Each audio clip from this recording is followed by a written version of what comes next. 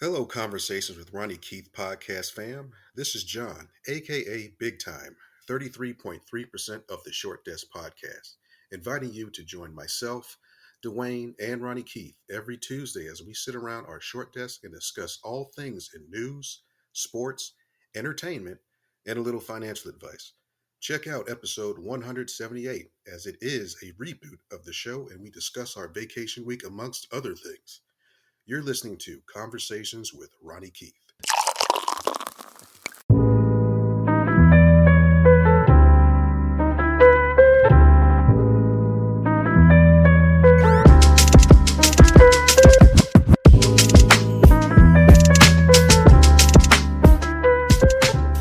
All right. Thank you so much, everyone. Thank you for coming back to Conversations with Ronnie Keith. And of course, Iris is here this week with me, as she is every other week. We thank you Hello. guys so much. We thank you guys so much for your support and listening to us, downloading us. We really appreciate it. Please keep the fan mail coming in, as we very much appreciate it. Just wanted to give you guys an update. Conversations with Ronnie Keith has really taken off. We are currently in 28 different countries, and right now we're currently in it says here 322 different cities have downloaded the Conversations with Ronnie Keith. So Iris and I really thank you. Baby, how have you been doing? Very good. I'm very excited here to be part of this interview. And Amita, I want to thank you so much for joining us. It is a pleasure and an honor to talk about this subject that a lot of women are kind of scared to talk about, or we don't talk about it a lot, don't we? No, no, in fact, today on NBC, they were talking about exactly the same topic. It's so funny after Christmas, and they were talking about how menopause is such a sort of like under the rug kind of a topic all over the world, and it's quite shocking in the United States as well, right? Oh, Abs- absolutely. But baby, I'll turn it Absolutely. over to you so you could go ahead and introduce you there. Easier. That's okay. So, as you've already heard, we do have a special guest this week. This will be a different week. Usually, you hear Iris and I talking about our marriage and all the things that we talk about and things that we've experienced and some of your fan mail questions. But we're doing a special episode today. We have on Amita Sharma, who is the co-founder of NourishDoc, which is a holistic wellness platform focused to empower women through their hormonal transition from PMS, peri. Am I saying that right? Peri to postmenopausal years. Am I saying that right, Amita? Peri, Perry, perimenopause. Perry. Okay, I'm sorry. Um, she she has developed a cultural sensitive, affordable, innovative self care app, and again, as I said, it's nourishdoc.com. That's NOURISHDOC.com, and it's all different programs, menopause programs, holistic, sexual health, perimenopause, weight loss, rejuvenation, hormones, anti-aging, sleep reset. I mean, so many different uh, programs for you and advisors for you to speak with. So, Amita, again, thank you so much for coming on with us for Conversations with Ronnie Keith. And just want to bring you on so we could talk about this. As my wife said earlier, this is a very hot topic that a lot of people are not comfortable with speaking on. So, just if you could give us a little background on who you are. I did a little introduction, but and who you are and how you came about with this app and website to help women through this through changes. Yeah, yeah. Thank you so much, both of you, and happy holidays to Yes. your viewers Same to and to you. both of you. Yeah, thank you. So my story is similar in the sense like I started going through perimenopause in my 40s, and like every other woman at the time, I did not know where to turn to, and I felt embarrassed to talk to anyone, including my family. So that experience actually was not only my physical, typically when you say menopause, people, women say, oh, hot flashes or whatever, right? It's not only hot flashes and night sweats. It actually engulfed my entire life, my physical, mental, social, spiritual, you name it, because Mhm. it started, right, impacting my work because I could not function I had issues with brain fog, and I was not, all those things got affected. So that's kind of, that was 10 years back. And then later on, when I wanted to do something, and this is something I thought, let me just go deeper into it and try to see if I can, you know, create sort of like a voice on this. And I just started talking to women around the world, and sure enough, everybody had the same, echoing the same experience. Oh, we don't talk about it. So here I am in front of you talking about it. Oh, that's wonderful. And Keith, if it's okay with you, to step in really quick here, and just looking at your website, I am noticing that you have 3,000, over 3,000 global expert contributing to this to Nourish Doc. And one of the questions I have, is how do you ensure the quality and relevance of this holistic therapy for women's, physical and emotional well-being? So there's, everything is evidence based, right? There's a lot of research that has been written on, example, we know on diet, nutrition, movement, exercise, yoga, meditation, breath work, all those things. So each and every whoever comes on our platform is vetted personally by me. I have interviewed each of those 3,000 experts over the last 4 years. It's not just one day we decided to onboard all 3,000 of them, right? So for the last 4 years, we've been doing a lot of research into each and every little thing, and how a particular holistic therapy or changing your lifestyle can start making difference. And I honestly, I am the, walking talking example of that. So that's kind of what we are trying to advocate, is the lifestyle modification using evidence-based holistic therapies that includes diet, nutrition, movement, movement therapies, mind body therapy, so to speak. And I can explain that, more in detail. Absolutely. Absolutely. Go ahead, Keith. I'm sorry. Yeah, so I really appreciate that, Amita. Thank you for that. So, as a man, we don't, especially if you have a wife like I do, or a partner, or anything like that, you kind of left in the dark when these changes happen. The menopause, but before the menopause, I see here there's something, as I discussed earlier, trying to pronounce it right, perimenopause. Can we talk a little bit about that and some of the changes that happen during that time frame for women? Because maybe some women out there are going through perimenopause and they may not be aware of their body going through that change before menopause. Yes, so that's exactly what I was saying. What happened to me, right, was that I was going through perimenopause, and I had no clue that I was going through perimenopause, and I did not even know what perimenopause is. So typically, perimenopause is the years leading towards menopause, which typically happens in early 50s for a woman, an average woman we are talking here. Now, the perimenopause could last up to 10 years, and 10 years of not all the symptoms are going to bombard at you at one point, but typically what starts is the early perimenopause, your irregular periods where your progesterone starts going down first, and then estrogen is still high. So the type of symptoms that you're going to face in the earlier part of perimenopause and the later part of perimenopause could be different, because now you're inching towards menopause, right? So that's kind of how it starts going. And then initially, when the hormones are going up and down, you start getting these mood fluctuations, which I was talking about, I experienced. And as part of the mood swings, there could be cognition, you might not remember things.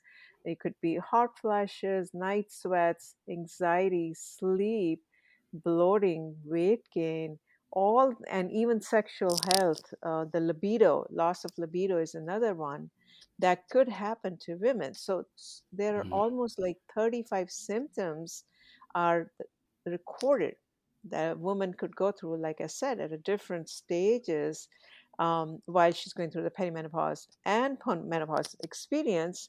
And just to say, I know you guys talk about your marriage, but 60% of the divorces that happen in US and UK are happening to women who are in menopausal age or going through the stage. So definitely Oh, wow. menopause and divorce and marriage is all correlated, which we never put a finger on it, right? Hmm. Yes. Wow, that's very interesting to know. And I think the most interesting part of that is not having a partner there that would understand those symptoms, or somebody that would guide you or help you through these changes that you're going through. I think that sounds like one of the most frustrating parts of it. And also looking into those symptoms, I'm just thinking about this a little bit broader. I'm thinking that it would affect somebody more at work, symptoms at work, you would experience that. Have you seen that a lot when it comes to the work in place, or the work imbalance there with perimenopause? Oh yeah, yeah. I mean, so I can definitely talk about my experience of at work going through perimenopause. Like I said, I was completely clueless, and at workplace, when you suddenly start sweating profusely and you can't remember some of the things, you're having problem concentrating. That could definitely impact your work, right? And you're still in your 40s and you're not ready to retire. So all these things, a lot of women just grind through it and don't know what to do, how to change, or their lifestyle, or they should go into hormone therapy or whatever the solution could be. But absolutely, yes, there's a lot of data that talks about how women think of quitting their jobs, or reducing their hours, or letting go of the next promotion. I did that. I ended up quitting my full-time job I could not handle, and I became a consultant. So all these data is true. It's real, at least from what I have seen, and it does impact a woman it could be in a negative way, is what I'm saying. Hmm, definitely. And I think one of the questions that I have, just, dealing with various working women in my job, being a corporate lady myself, one of the things that I have noticed speaking with them when they have hit that menopause stage officially is how it linked to chronic conditions. Are you able to elaborate that a little bit? Because I feel like at times, we women think, okay, we're going through menopause, but then again, what is the linkage to that when it comes to chronic conditions, and how can we differentiate both? Yeah, so the chronic. So first of all, the data, right? 80% of us women who are over 55 years of age in United States have one chronic condition. That's an alarming data, right? And that's a scary data for a lot of us. Now, there hasn't been a lot of research that has been done, but there has been correlation that the lack of care during the perimenopausal years, or maybe earlier, can lead to chronic conditions after they're postmenopausal. So we know that the chronic conditions could be diabetes, that's related to your blood sugar. We know in perimenopause the blood sugar fluctuates, right? Mhm. Then Correct. we talk, right? We have the data. Then we're talking about osteoporosis. We know that the bone mass starts going down, and especially now with the hormonal swings, there could be more impact. And then we know about the Alzheimer's and dementia. We talked about a little bit about brain fog. Still, a lot of research needs to get done to correlate both of them, but you can put two and two together.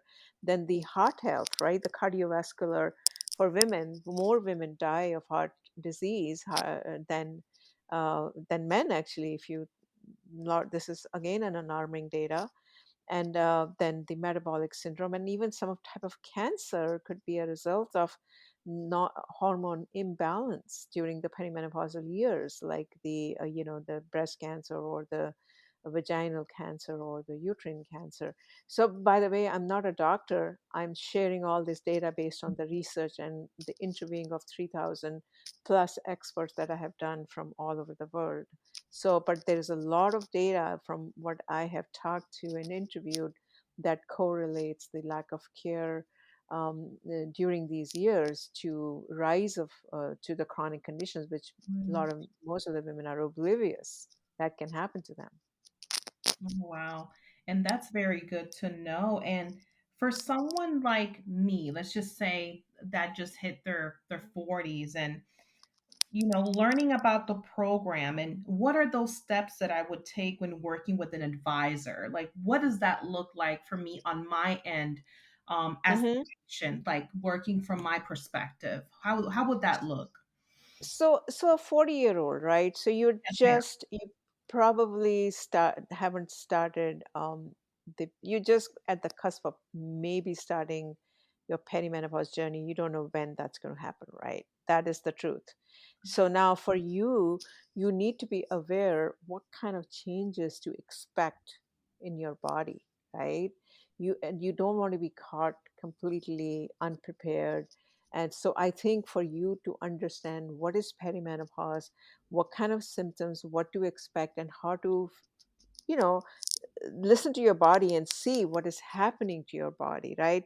I think a basic understanding of what to expect. And the second thing is, what can you start doing when you're starting 40? How can you start changing your lifestyle, your diet, your exercise to start changing your body? Because your body is literally going to change. Your gut microbiome is going to change. That is a fact. There's a lot of data that talks about women's brain also changes. So, as a 40-year-old woman, that's what I would be looking at to equip myself with the knowledge, empowering myself with the knowledge to understand what is going to come, what can I do to change myself, my lifestyle, and how can I also prepare my partner if I'm going mood swings. The Yeah. partner also understands, right? It's not just you, it's your partner as well who's going to go through or experience what you are going to go through as well. And thank you for that, Amita, to, with those precautions and symptoms to watch out for. Like for me, I'm going to be fully transparent with you. I just Yeah. turned 40 this year, and I come from a background where I have PCOS, Oh, endometriosis, already have experience issues there with abnormal cycles up and down. So this is yeah. something that, symptoms like that I need to watch out for. It runs in my family. It's hereditary. So very interesting, to put myself in that position and kind of educate myself with all these different type of symptoms out there as well with somebody with those different symptoms I have. Yeah, the other thing you could, as a 40-year-old woman, and we're talking about a typical 40-year-old woman right now, using you as an example, could be, you get your baseline hormonal test done so you know where you stand. And when you start having these hormonal fluctuations, you are better equipped. That is another thing because, like I said earlier, hormonal fluctuations are going to happen sooner or later, but if you know what your baseline is, then you will be better prepared than if you did not know earlier, right?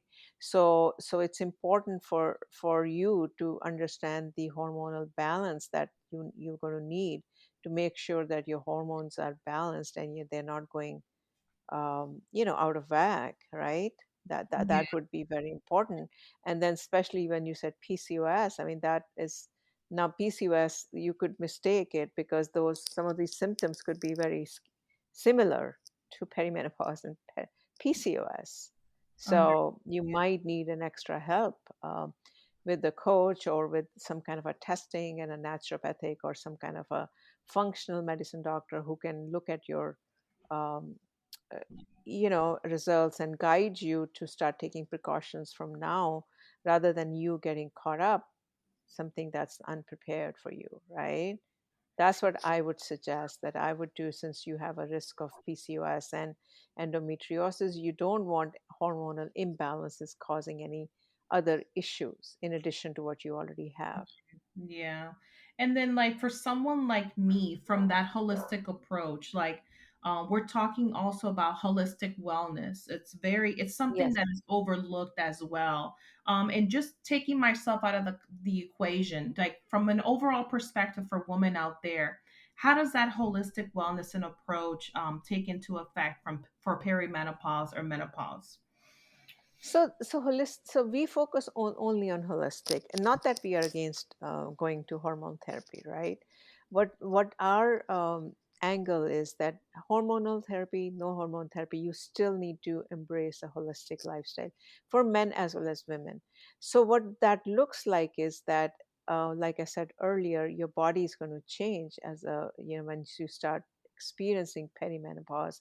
So you need to change your lifestyle, diet. You need to make sure you're not really going on a yo-yo diet. I'm talking very high level right now, but you need to make sure you're nourishing yourself properly to include the macronutrients, and in fact some of the nutrients that you are going to be depleting because of the hormone fluctuations, you want to replenish those, right? So all those things become very, very important, because the last thing you want to do is trying to lose 10 pounds, which most of us do, and we start depleting our body from the nourishing ingredients, and those at a later stage when we get older could result into all kind of adverse health issues. So it's very important to pay a lot of attention to nutrition, use of a lot of herbs and spices, and the use of making sure you're eating protein, fats, healthy fats. It could be low carb, but whole grain foods, things like that on the diet front. Exercise, different type of exercises have to be done now because of the bone mass we were talking about. It's very important to include strength training. I never used to do strength training. I always used to do aerobics, right? So now I start doing it at least a couple of times in a week, or 2 to 3 times in a week, and different type of exercises. Stress, you need to learn to control your stress, because the stress could be big precursor to so many of your gut health issues. You want to make sure your gut health is in solid shape. Good, because gut health and mental health are now connected. They are always connected, but you want to make sure you have a feeding your gut microbiome, feeding them with good bacteria, prebiotics, probiotics. All these things become very, very important for you. And we feel that sometimes, or we fatigued, or the metabolism is changing. So all these things, changes have to be done, and you can use like what I'm explaining now. The other things that can be used is acupuncture, acupressure, yoga, breath work, CBT, cognitive behavior therapy, some of Ayurvedic daily principles, massage therapy, medicated oils, aromatherapy, right? So many things are available, and there's plenty of research now on herbs as well. You don't want to start taking herbs by yourself, but you want to make sure whichever herbs is applicable to you, that's when what you take, and make sure you are not any of your mineral, all the nutrients, and you're not depleting, right? So these things become very, very important, especially because of the hormonal fluctuations now. It's reverse of puberty, so things are going to go reverse. I like that. Yeah, reverse puberty. That's a very good way to put it. And I have always heard the loss of bone density. Um, and Hmm. and also, looking now that we were talking and delving into like nutrition and working out, and I love it how, going back to your program, we have all these little videos, educational videos and quizzes and infographics. I love that. And you have all these multiple type of tools with all this vast and empowering information about it. So tell me a little bit more about how these tools empower women to take control of their health and lifestyle, as you explained. So, I mean, our programs are going to be. We try to make it as personalized as we can, It's tailored. and Okay. yeah, Tailored. tailored and Okay. culturally sensitive as well. So, based on what the woman, let's say, a woman comes to us, our initial system would be very reasonably priced, like $5 to $10 a month, and that is completely self-service. I think it's geared mainly towards someone like you who's just starting to understand and doesn't have major issues. And so the way it would be, hey, whatever, I'm perimenopausal and I'm feeling, let's say, fatigued, and maybe someone can say, okay, I'm married, but I might have some issues with my libido or relationships. I might need help. I mean, some of the basic questions we'll ask, which is not so like just to for us to serve the right type of content, and then based on that, for the initial model that we have, $10 a month, it is all self-serve, and we start giving different type of expert videos, and then there is audio files, and then infographics, quizzes, and then you can log your symptom, and then we're looking at the symptoms, we can tell you, then there we suggest daily routines, what you should do. And then you have also a community angle that you can participate in the community. And so that kind of is the basic level. And then at a slightly higher, more priced, you we have an add-on as experts who you can either seek one-on-one, or they have some programs the way I described earlier, but now they can also help you with some kind of a group consultation or group sessions. So it would be a completely self-serve, then going to the group sessions, and then from there you go to one-on-one. So that's the progression that we take a user from when they start with us based on their needs. Absolutely. And let me ask you something, Amita, and that's good to know. But from a workplace perspective, as I Hmm. mentioned, I am a very corporate driven lady. I Yeah. work a lot, sometimes could work 10, 12-hour days. It just happens in a corporate setting. And I feel that menopause is that thing that corporate jobs are just, it's not discussed. We offer all these Yeah. many different health incentives, let's be honest. But Yeah. how do you feel that companies, I work for a very big corporation, could start having these conversations and start incorporating more menopause supports into their wellness incentives? Absolutely. And we are in discussion with some of the companies to start including that as part of their women's wellness program. And but these discussions can also stem from people like yourself who are in the companies, and they go and tell, the Yeah, management that this is something that is that's needed as a right. So I think we can push from our side what we can, but I think it has to stem, or it has to come from the women who are working inside to voice themselves, I would say, and say this is what they need. But companies like us are trying to ab- absolutely talk to benefits and trying to get in the door. That's really what we're trying to do next year. that's wonderful. And I feel like it's very important, especially for those who work in the healthcare setting, corporate settings, whatever job place you work in as professionals. It's very important to raise awareness about the challenges and how we could advocate, this particular subject, and, teach one another, raise that necessary awareness.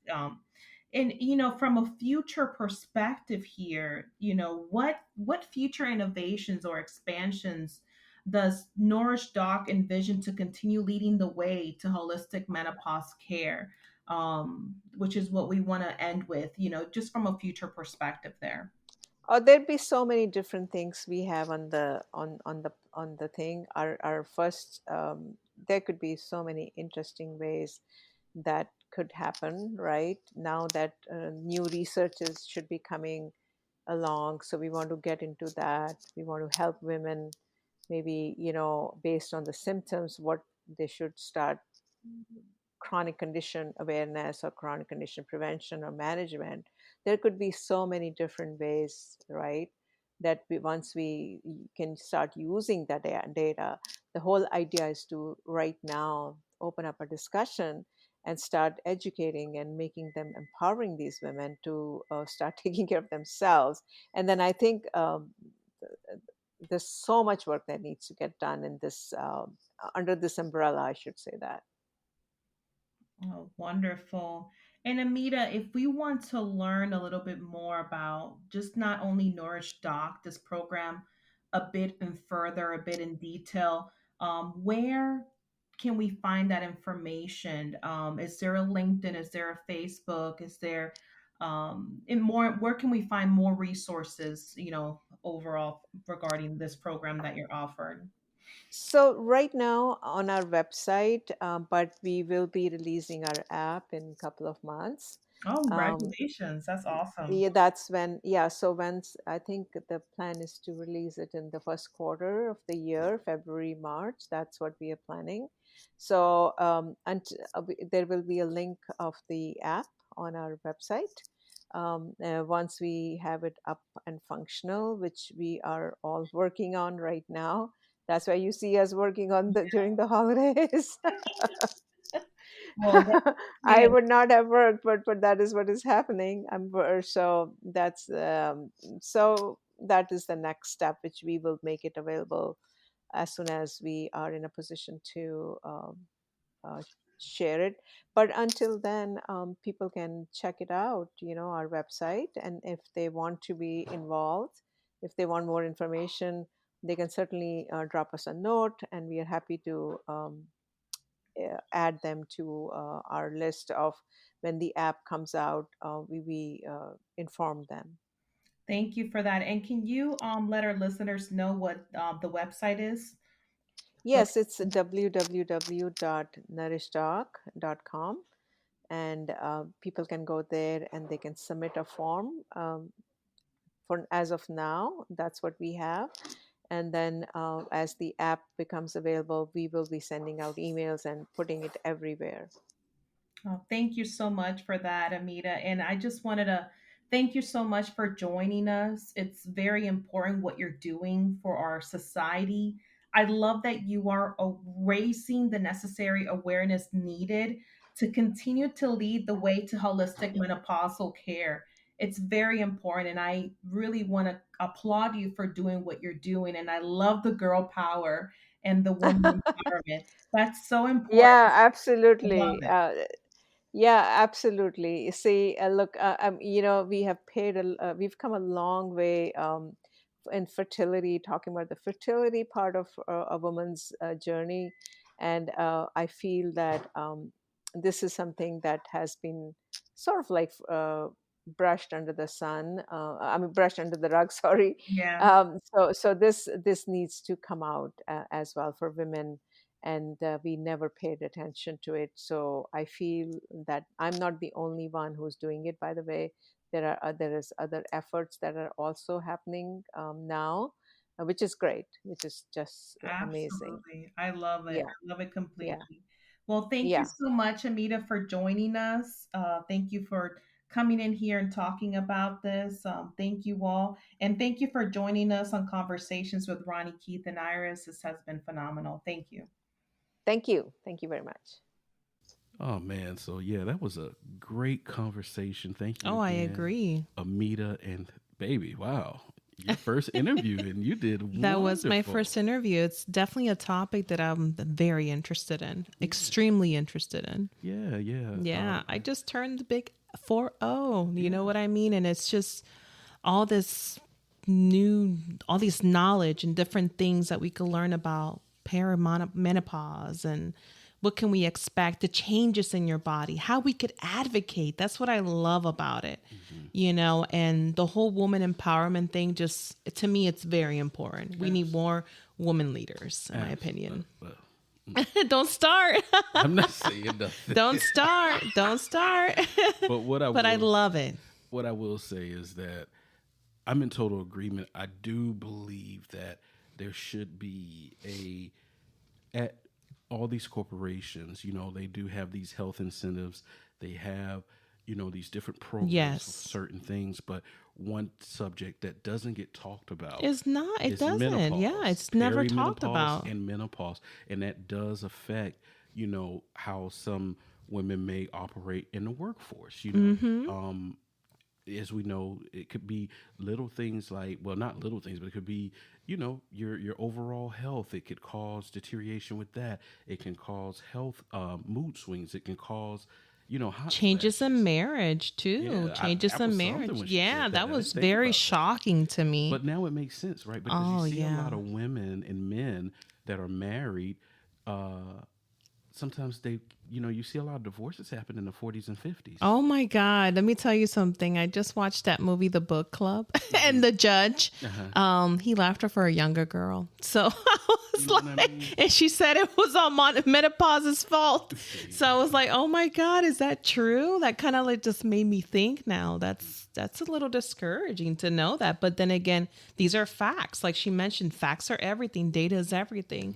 And it's proven to happen. I think it's important for you to have a supporting partner that could, be there to guide you and lead your hand to, understanding and helping you drive these symptoms, like how to manage them, because it's a lot. We women go through a lot. No offense, but we go through a lot of stuff. Absolutely.